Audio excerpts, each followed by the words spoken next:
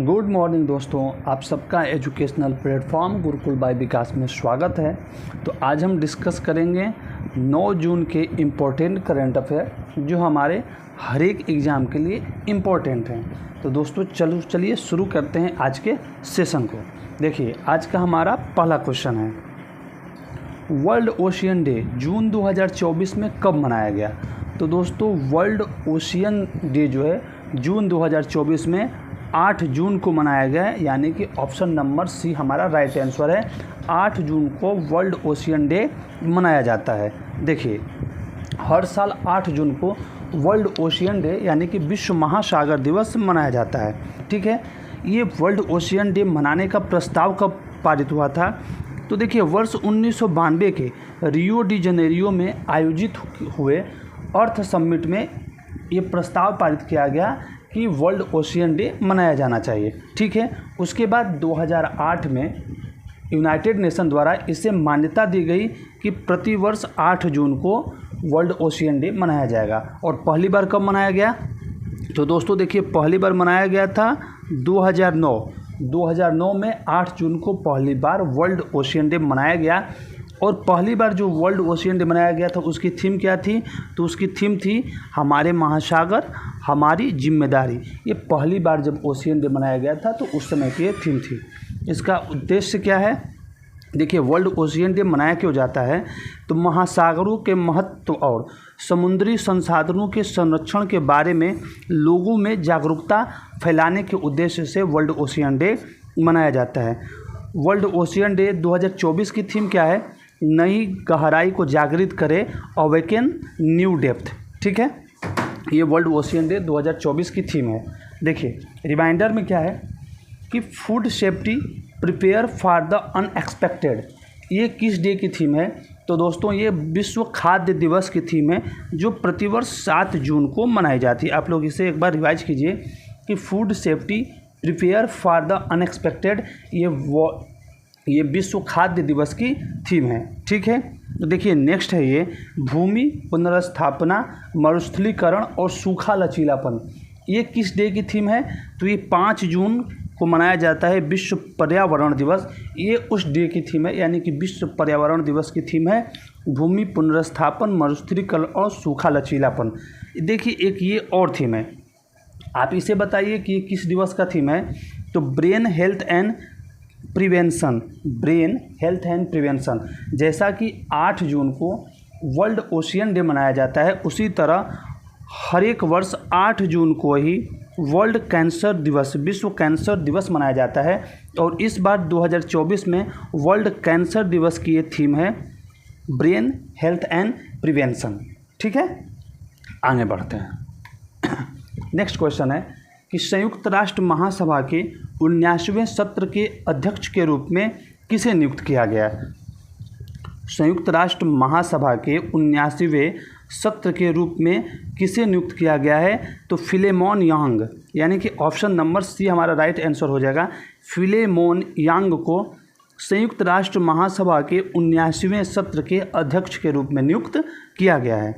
देखिए संयुक्त राष्ट्र महासभा ने फिलेमोन यांग, जो कि कैमरून के पूर्व प्रधानमंत्री हैं, को संयुक्त राष्ट्र महासभा के 79वें सत्र का अध्यक्ष चुना है।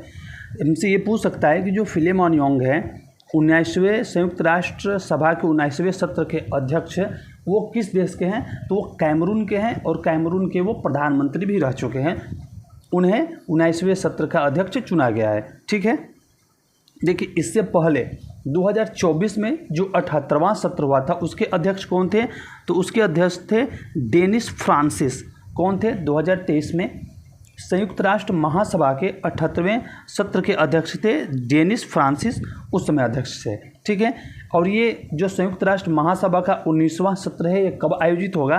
तो संयुक्त राष्ट्र महासभा का 19वां सत्र 10 सितंबर को इसका ये आयोजित किया जाएगा, 10 सितंबर को ये हेल्ड होगा। ठीक है, अब देखिए कल का क्वेश्चन है, आपको एक बार रिवाइज जरूर होना चाहिए कि पाकिस्तान, सोमालिया, डेनमार्क, ग्रीन और पनामा ये 5 अस्थायी सदस्य बने हैं।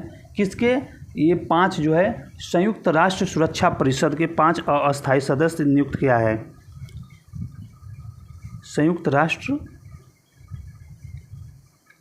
सुरक्षा परिषद के ये 5 अस्थायी सदस्य बने हैं। टोटल अस्थायी सदस्यों की संख्या 10 होती है संयुक्त राष्ट्र सुरक्षा परिषद में। और इनका कार्यकाल कब से शुरू होगा? इनका कार्यकाल जो है 1 जनवरी 2025 से इन 5 का कार्यकाल शुरू हो जाएगा। ओके, ठीक है दोस्तों। Next question, the Asian banker ने किसे एशिया प्रशांत में सर्वश्रेष्ठ व्यवसाय नियामक का पुरस्कार प्रदान किया है? तो द एशियन बैंकर ने एशिया प्रशांत में सर्वश्रेष्ठ व्यवसाय नियामक का पुरस्कार जो है वो सेबी को प्रदान किया है। ठीक है, किसे प्रदान किया गया है? Security and exchange board of India, security and exchange board of India यानी कि सेबी को प्रदान किया गया है। ठीक है, देखिए सेबी को यह पुरस्कार भारत में प्रतिभूति बाजारों के नियामकीय ढांचे को मजबूत करने में अपनी भूमिका के लिए प्रदान किया गया। क्यों प्रदान किया गया? तो नियामकीय ढांचों को मजबूत करने में अपनी रोल के लिए इन्हें सेबी को ये अवार्ड जो है प्रदान किया गया।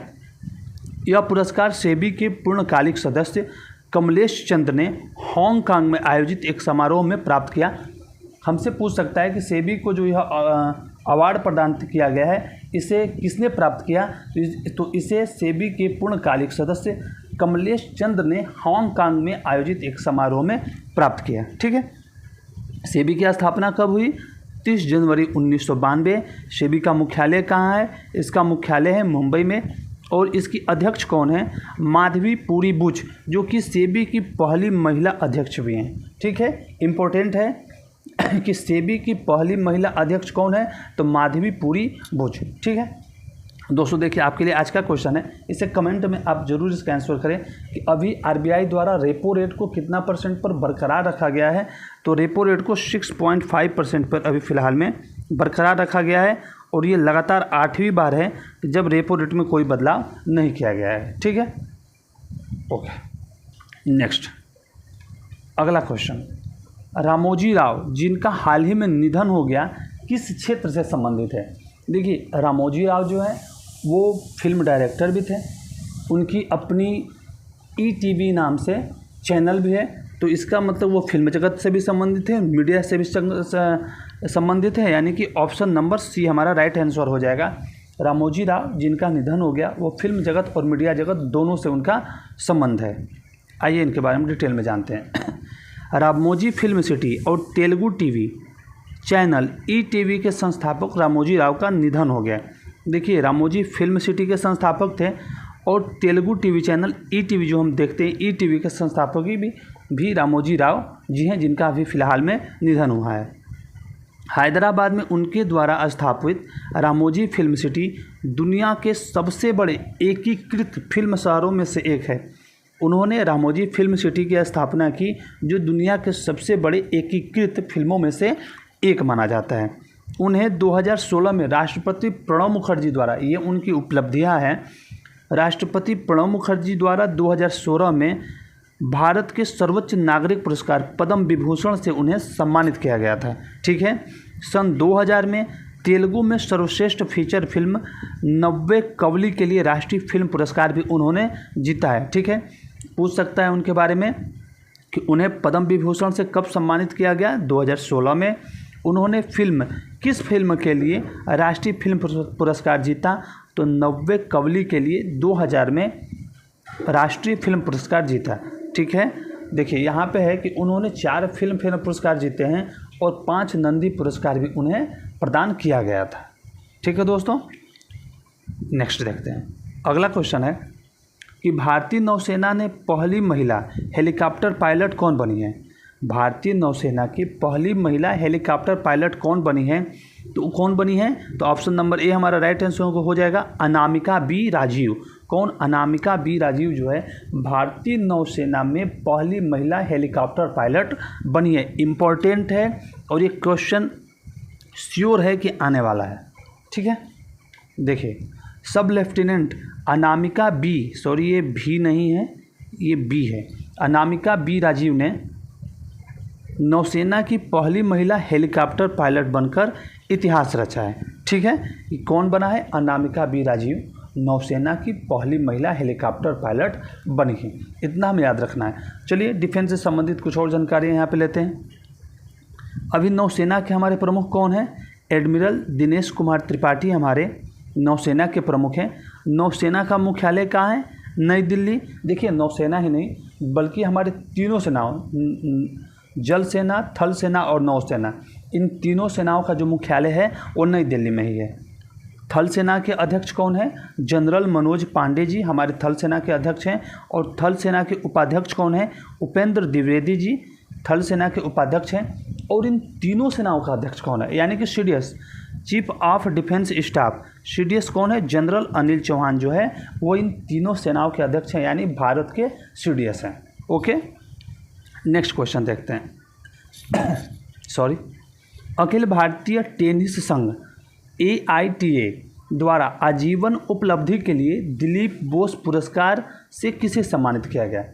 अखिल भारतीय टेनिस संघ ने आजीवन उपलब्धि के लिए दिलीप बोस पुरस्कार के लिए नरसिंह और रोहिणी लोखंडे को सम्मानित किया है। देखिए पहली बार है जब टेनिस संघ द्वारा किसी महिला को दिलीप बोस पुरस्कार से सम्मानित किया गया है, जबकि इससे पहले जो है दिलीप बोस पुरस्कार जो है वो लाइफ टाइम अचीवमेंट के लिए जो है वो पुरुषों को दिया जाता था, लेकिन इस बार पहली बार महिला को दिया गया है। इम्पॉर्टेंट हो सकता है हमारे एग्ज़ाम के लिए कि किस महिला को पहली बार भारतीय टेनिस संघ द्वारा दिलीप बोस पुरस्कार प्रदान किया गया, तो रोहिणी लोखंडे हो जाएगा। ठीक है, अब देखिए नरसिंह और रोहिणी लोखंडे को अखिल भारतीय टेनिस संघ द्वारा दिलीप बोस पुरस्कार से सम्मानित किया गया। जैसा कि हम कहा कि यह पहली बार था जब किसी महिला कोच के लिए लाइफ टाइम अचीवमेंट पुरस्कार की घोषणा की गई। ठीक है, रोहिणी लोखंडे पहली महिला कोच हैं जिन्हें लाइफ टाइम अचीवमेंट पुरस्कार प्रदान किया गया। दोस्तों ये इम्पोर्टेंट यहाँ से हो सकता है कि उस महिला का नाम बताइए, या भारतीय टेनिस संघ द्वारा लाइफ टाइम अचीवमेंट पुरस्कार के तहत दिलीप बोस पुरस्कार प्राप्त करने वाली प्रथम महिला कौन है? तो उनका नाम हो जाएगा रोहिणी लोखंडे। ठीक है, नरसिंह जी जो हैं वो दिलीप बोस पुरस्कार पाने वाले 11वें कोच हैं। ठीक है, अब यहाँ पे हम जानते हैं कि भारतीय टेनिस संघ की स्थापना कब हुई? 1920 में भारतीय टेनिस संघ की स्थापना हुई। इसके अध्यक्ष कौन है? डॉक्टर अनिल जैन इसके अध्यक्ष हैं। और इसका मुख्यालय कहाँ है भारतीय टेनिस संघ का? तो दिल्ली में है। कहाँ पे? RK Khanna tennis complex, new Delhi में इनका भारतीय टेनिस संघ का मुख्यालय। Okay, next question. दोस्तों प्लीज़ आपसे रिक्वेस्ट है कि अगर आपको हमारा ये सेशन पसंद आ रहा हो तो प्लीज़ आप इसे शेयर ज़रूर कर दीजिए और लाइक करके सब्सक्राइब कर लीजिएगा। ओके, अगला क्वेश्चन देखते हैं। हाल ही में किसे EY यानी कि Ernst and Young world entrepreneur of the year 2024 चुना गया है? तो दोस्तों देखिए, world entrepreneur of the year 2024 जो है वो विलियम सुब्बैया को चुना गया है। 2024 के लिए Ernst and Young global limited द्वारा world entrepreneur of the year 2024 जो है वो विलियम सुब्बैया को चुना गया है।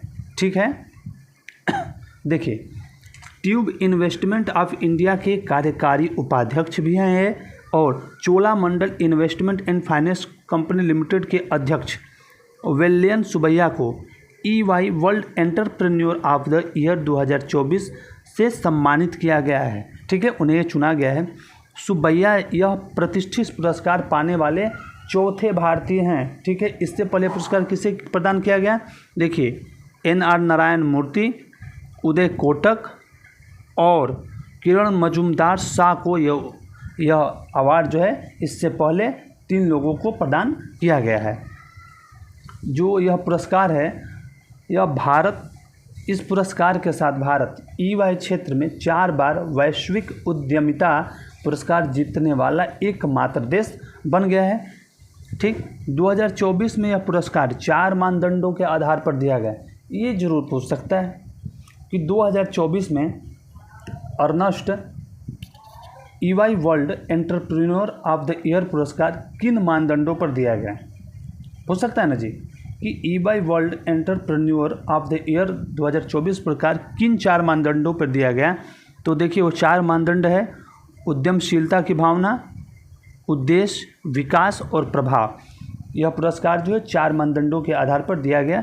इसे ज़रूर आप याद रखिएगा, ये इम्पोर्टेंट हो सकता है क्योंकि इस समय जो करंट अफेयर आ रहा है ना वो एकदम टोटली डेप्थ से निकाल के पूछ रहा है हमसे।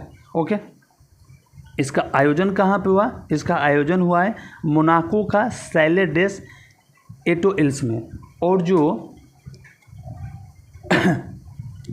ये कंपनी है EY वर्ल्ड ग्लोबल जो है ये ग्रेट ब्रिटेन की संस्था है। ठीक है, याद रखिएगा कि अर्नस्ट एंड यंग जो ये संस्था है, Ernst and Young global limited, ये कहाँ की संस्था है? तो ये ग्रेट ब्रिटेन की संस्था है। ठीक है, ग्रेट ब्रिटेन की संस्था है। ओके, चलिए आगे बढ़ते हैं। हाल ही में कर्मचारी राज्य बीमा निगम का महानिदेशक कौन बने हैं? कर्मचारी राज्य बीमा निगम का महानिदेशक जो है कौन बने हैं? तो कमल किशोर सोन जो है वो हाल ही में कर्मचारी राज्य बीमा निगम का महानिदेशक बने हैं। ठीक है दोस्तों, आगे बढ़ते। यहाँ पे इतना ही एक्सप्लेनेशन लाइक कुछ इसमें था नहीं, तो कमल किशोर सोन सीधे याद रखेंगे, कर्मचारी राज्य बीमा निगम के महानिदेशक के पद पर नियुक्त हुए हैं। अगला क्वेश्चन है, ये इंपॉर्टेंट है क्योंकि ये नए सरकार के गठन में बने हैं। नीरव प्रसाद को कहाँ का नया मुख्य सचिव नियुक्त किया गया है? देखिए Andhra Pradesh, option number A right answer हो जाएगा। वहाँ पे अभी विधानसभा के चुनाव हुए हैं जिसे बीजेपी और टीडीपी ने मिलकर लड़ा और वहाँ पे टीडीपी सत्ता में आई है। तो तीसरी बार लगातार चंद्रबाबू नायडू टीडीपी पार्टी के तहत जो है वहाँ के मुख्यमंत्री बनने वाले हैं। तो उनके द्वारा ही जो है नया मुख्य सचिव नियुक्त किया गया है। किसे? आंध्र प्रदेश का नीरव प्रसाद को। इम्पॉर्टेंट है क्योंकि ये फिलहाल तुरंत की नियुक्ति है, आप इसे ज़रूर याद रखिएगा। ठीक है दोस्तों, चलिए ठीक है, तो हमने जो भी इम्पोर्टेंट करंट अफेयर थे उन्हें डिस्कस किया एक्सप्लेनेशन के साथ। तो दोस्तों प्लीज़ आपसे रिक्वेस्ट है कि अगर आपको हमारा यह सेशन पसंद आया हो तो आप इसे प्लीज़ लाइक करें, शेयर करें और अपने ग्रुप में इसे ज़रूर शेयर करें ताकि आप तक ये पहुंच पाए। ठीक है दोस्तों, मिलते हैं नेक्स्ट सेशन में, तब तक के लिए आप सबका बहुत बहुत धन्यवाद। Thank you.